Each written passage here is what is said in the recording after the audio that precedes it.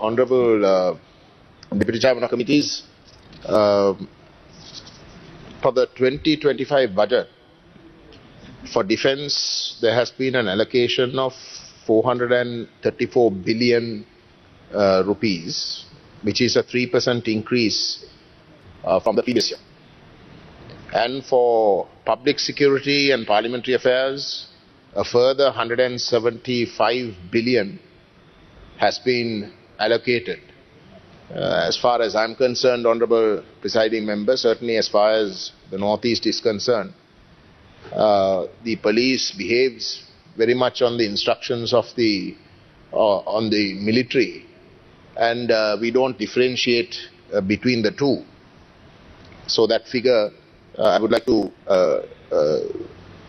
include it with the defence for my analysis.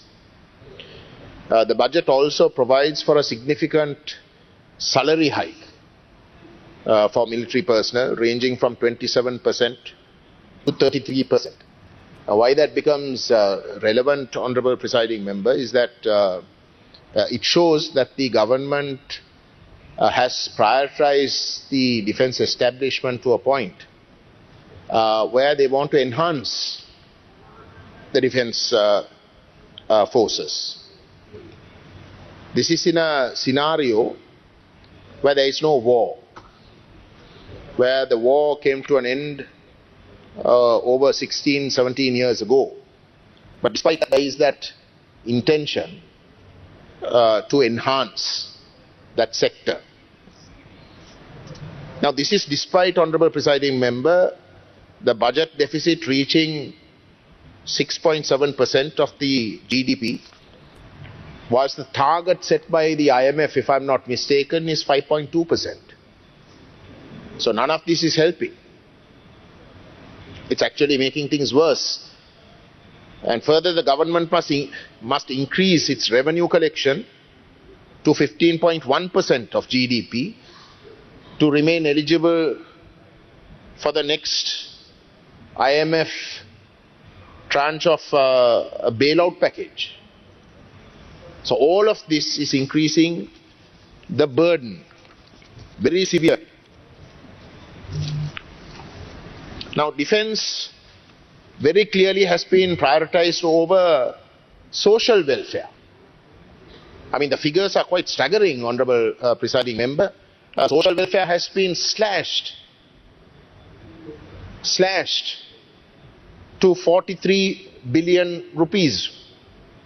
That is slashed by 35 billion compared to last year, at a time when the most vulnerable sections of this country are struggling because of the economic crisis, because of the increasing prices.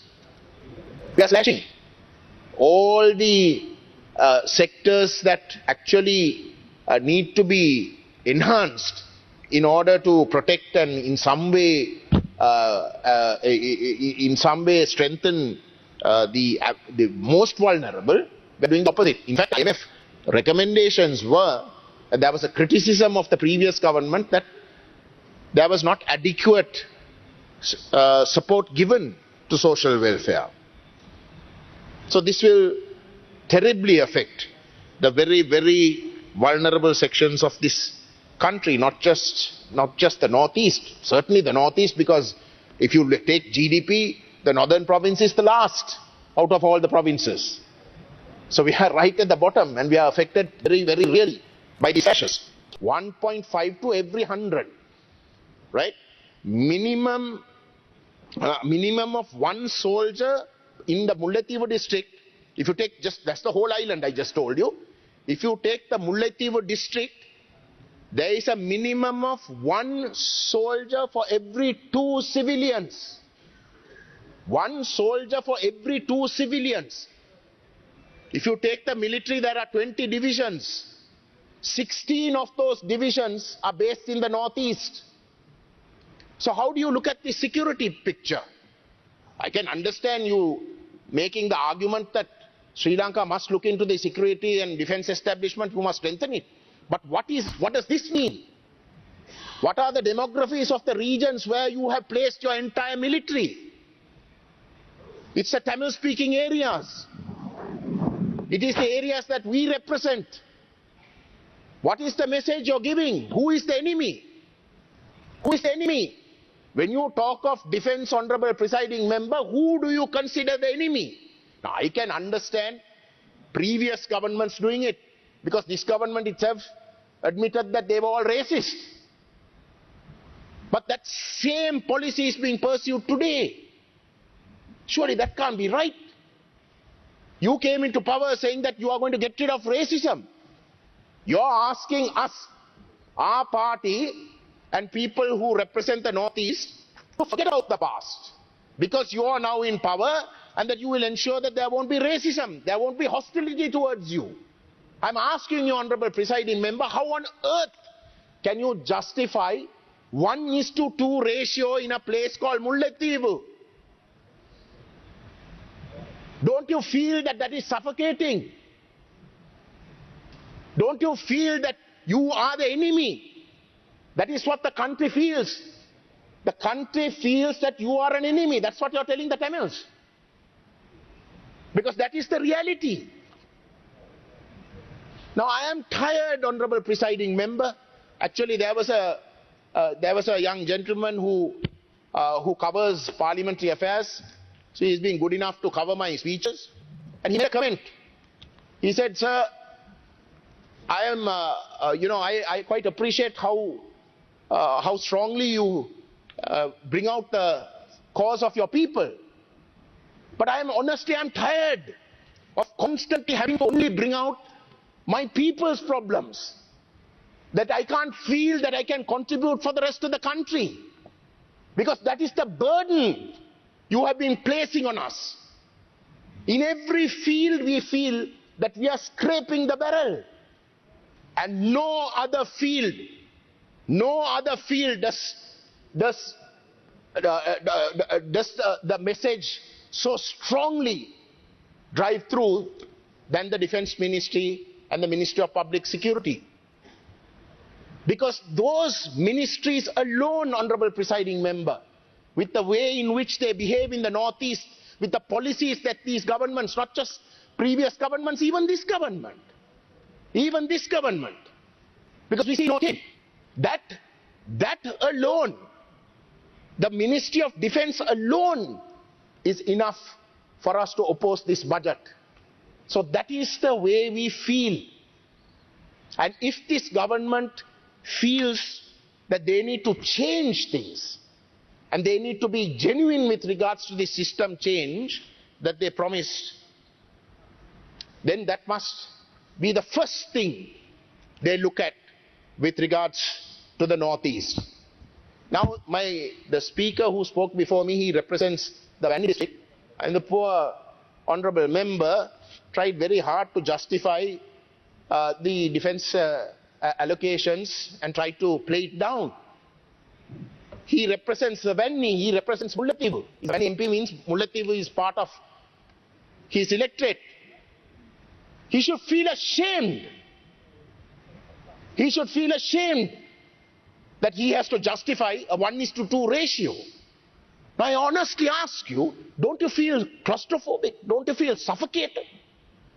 Would you accept that in your areas? Would you? And what else does it do? The defense establishment teachers, they are going into schools. They are teaching preschools. I mentioned this even in the budget. The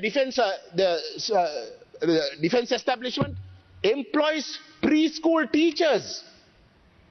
The education ministry employs them for 6,000 rupees. The defense establishment employs them for 30,000 in an area where you have had 35 years of war, an area where the economy is scraping the barrel. When you are given a choice between 6,000 and 30,000 or 40,000, which section of preschools would you want to get employed in? Aren't you deliberately, by keeping that difference, militarizing education in the Northeast? What is the intention then? Is this a post-war feeling that you get when you listen to these figures? So, Honourable Presiding Member, this has to change. I am tabling the reports. One is the report which is a fact-check report of this 1:2 ratio. If you take the entire northern province, Honourable Presiding Member, that ratio is 1:10. Mullaitivu is 1:2. Kilinochchi is 1:4. But the overall northern province is 1:10. All the entire country is 1.5:100. Who is the enemy? You should feel ashamed, Honourable Presiding Member. Members opposite should feel ashamed. The first thing, if you wanted to get rid of racism, the first thing you should have done is to begin to change this. Then you would have had us believe that there is actually a chance of things happening differently. But you have not done that. You have increased the budget instead. You have increased the budget instead. And despite the fact that we have been coming to this House, raising issues in the Consultative Committee as well as on the floor of this House, you have not done anything concrete to change. Individual instances that we have brought up, you have not changed. Individual instances, Honourable Mano Ganeshan brought up a few. Nothing has changed. So it has to change, Honourable Presiding Member. And without changing that, to just simply tell us that you will get rid of racism is just hogwash. It means nothing. And therefore we will be calling for a division and will be voting against this budget, both for the defence as well as public security.